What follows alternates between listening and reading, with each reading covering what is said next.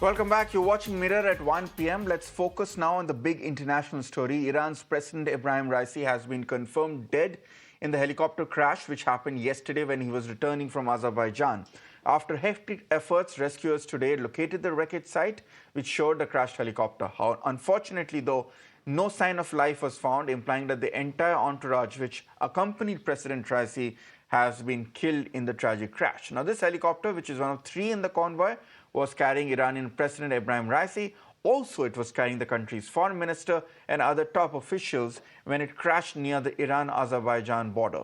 The rescue efforts were hampered by difficult terrain and foggy weather conditions, as you can see on your screens at this point. Prime Minister Narendra Modi has expressed his condolences over Raisi's untimely demise, recalling his contribution to strengthening the India-Iran bilateral relationship. Prime Minister Modi has assured that India stands with Iran in time of sorrow.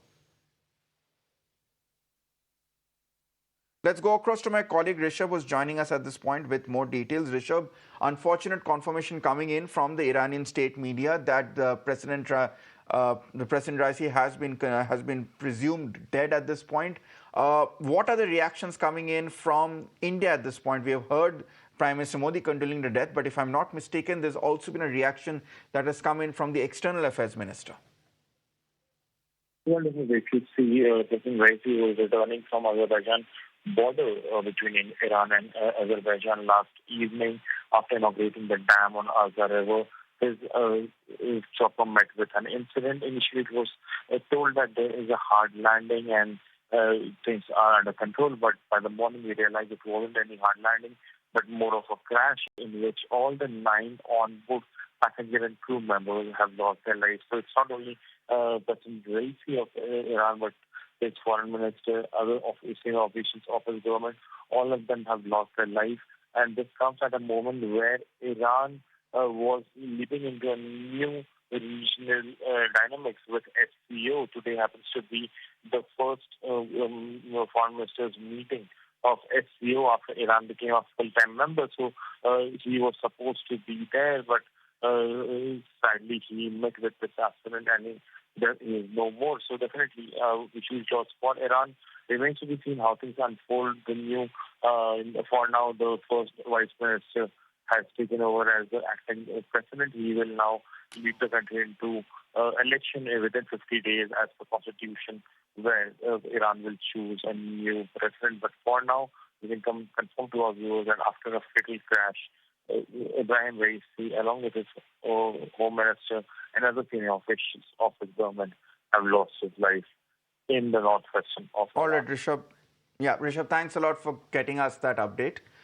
Let's now put that across to a panel of guests joining us to understand more as to the implications of this mishap. We have Prabhu Dayal, former Indian Deputy Ambassador to Iran, who is joining us live at this point. Also joining us live is Pathikrit Payne, noted geopolitical analyst here. Prabhu Dayal, coming to you first. As a former Deputy Ambassador to Iran, I think there are few people better placed in the country to really quantify and explain to us what this means at this point. Let's begin with what this means to Indo-Iran relationships, which in the past few years are actually at a very significant point when it came to cooperation over the Chabahar port in Iran. Also, a lot of personal bonhomie was seen between the Prime Minister of India and President Raisi during the BRICS summit as well. So what does this mean for Indo-Iran relations? Well, this is a setback in many respects, but certainly not for the India-Iran relationship, which is on very strong footing. India has steadily developed a common interest with Iran, and the Chabahar port is certainly one of them. I would recall that Prime Minister Shri Narendra Modi visited Iran in 2016. And at that time, this agreement was signed on the development of Chabahar port. And initially, India was allowed to operate the port on an annual basis. That is to say, the contracts allowed India to operate the port for only a year. But a week back, an agreement was signed between Iran and India, which would allow the operation of this port by India for 10 years. And this agreement would be automatically renewed. So this has increased the stakes which both countries have in each other. And there are lots of common factors which are bringing the two together. As far as India is concerned, this agreement relating to Chabahar has opened up a trade route between South Asia and Central Asia via Iran, and it bypasses Karachi and Gwadar port in Pakistan. So, in that sense, it is of great strategic importance. At the same time, this port can provide India a larger access in the context of the international north-south transport corridor, which will have the participation of 13 countries, including India, Russia, Iran, and the Central Asian countries. So this will help us to reach out through Iran, Afghanistan, Central Asia, to Russia's Baltic coast. So we have a great interest in the bilateral relationship with Iran. And frankly, there are lots of countries which have tried to isolate Iran, the United States being one of them. And India has never shared US assessments of Iran as an aggressive regional power.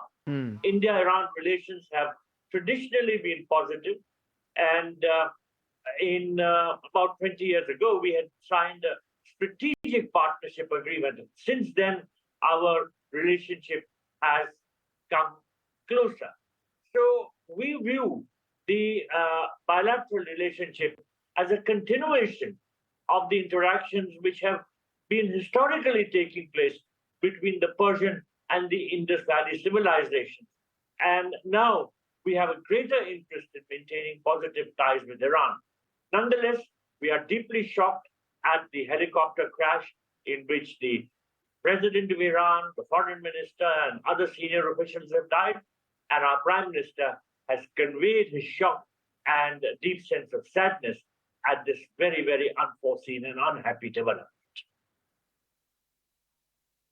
Indeed, Prabhu Dayalji, very well put. Pathikrit Payne, beyond obviously the quantifiable successes in the bilateral relationship, the slew of condolence messages coming in from the highest quarters from the Indian administration as well indicates how important Iran is, and also indicates the success at which India has managed to forge a key relationship with Iran in order to try and boost and assert its voice as a leader of the global South.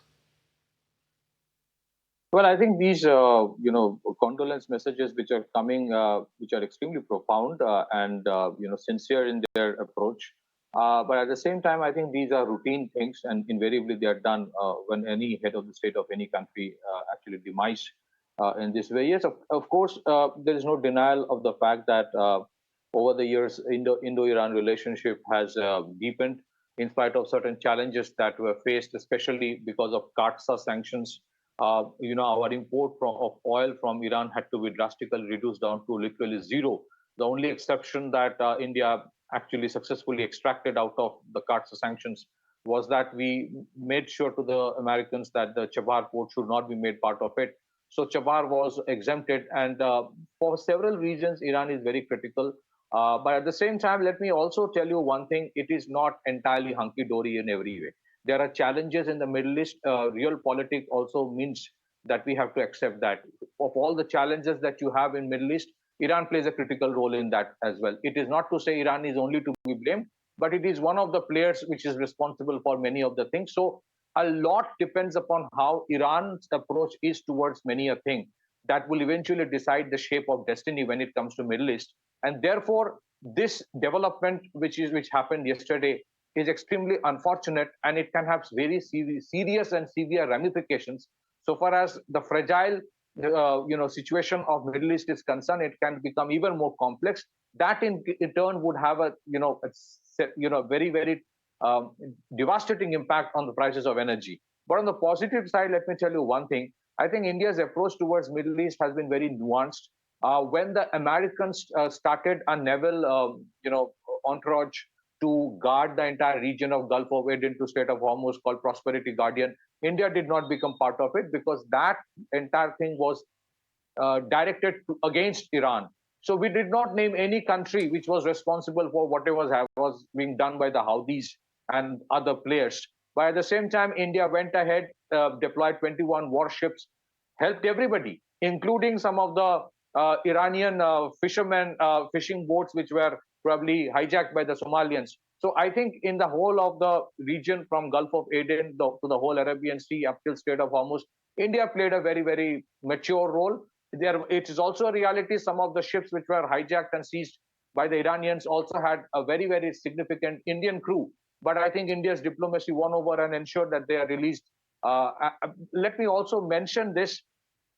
Iran is a very critical part of the entire INSTC corridor. And one thing that India has done very successfully, and at least trying to do, is that if you have to have tranquility and peace in the whole of Middle Eastern region, you cannot continue to isolate Iran, as has been mentioned by the ambassador as well. So the whole objective of the Western diplomacy to sanction Iran has created a situation where Iran is literally ensuring that if it can't prosper, it will not allow anyone else to prosper.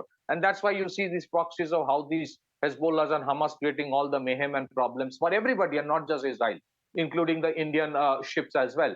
So I think India is making a sincere and honest effort in terms of deepening good relation, both with the Sunni Arab bloc as well as Iran and as well as with Israel. Today, India has strategic involvement in both the Chabahar port as well as the Haifa port, in which an Indian conglomerate is operating that port. So I think India has played a very critical role. If INSTC corridor becomes successful via Iran's Chabahar port, it will reduce the cost of transport of energy and other commodities from Russia to India by 40 to 50%. So it is very, very big. And I think Iran has to be eventually made part of these major economic corridors. Otherwise, only ensuring sanctions on them is not going to help anyone else either. So I think India's effort towards Iran has been very, very constructive. Iran has a civilizational past like India, but at the same time, if West also has to do away with their culture of sanctions and cornering Iran, I think some kind of change from Iran is also expected in terms of doing away with at least a section of their country's obsession with destruction of Israel. So I think India's approach, not only towards Iran alone, but towards the whole of Middle East, has been one of maintaining equanimity and not pinning blame on anybody for any specific incident, and taking a strong stand against unilateral sanctions, and asking United Nations or multilateral institutions to play a more constructive role, more inclusive role to solve issues in terms of ensuring that a dispute resolution mechanism is created to prevent disputes from taking the shape of conflicts. I think Iran-India relationship goes very, very deep. And because of the Western obsession with sanctions and regime change games that they play, it has brought, no doubt, Iran, India, Russia, in some way, there is a convergence of their views.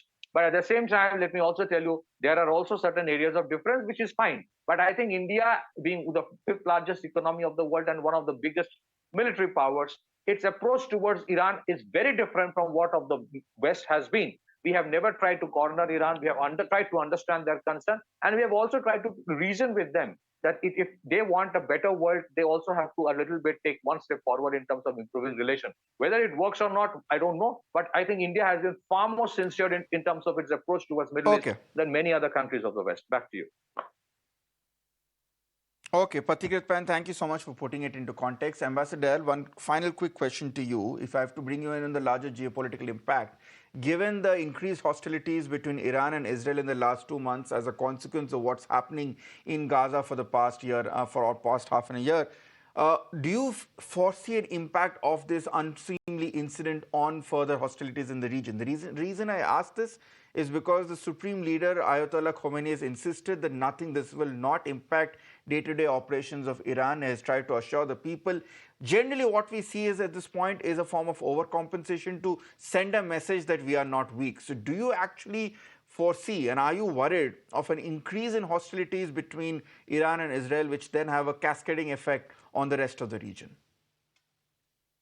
Well, President Raisi was considered to be a hardliner right from the beginning. I was posted in Iran from 91 to 94. At that time, he was the chief prosecutor in Tehran, and his reputation was of a hardliner. And that reputation has continued. So even as president, his policies were hardline policies, both domestically and in the international area. So those policies are not likely to change. Iran will continue to be dominated by the hardliners within the establishment, and its policies will be quite in line with those that President Raisi had been following.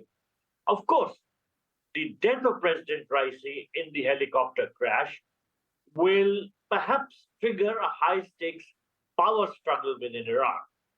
And at the same time, it could have significant implications for the region. So, against this backdrop of escalating tensions domestically and regionally, as against the sudden absence of a key political figure, we could find that there is a disruption of the delicate balance of power within Iran and beyond. I agree with you that there is no clear explanation of the crash other than bad weather conditions. But, people in Iran have already begun to consider the possibility of foul play. Media reports seem to indicate that many Iranians think that there could be an Israeli hand. So this itself could escalate tensions in the region. And I think that we have to wait and watch. We have to hope that these tensions do not escalate, but there are chances that they well might go in that direction. The ongoing conflict between Israel and Hamas has, of course, involved other Iranian allies. And there have been attacks and counterattacks, which from time to time threaten to trigger a broader war. So the volatile situation after the helicopter crash could ignite a more inflammatory... All right, Ambassador Dayal and Pathikrit Payne, thank you so much for joining me on this chat.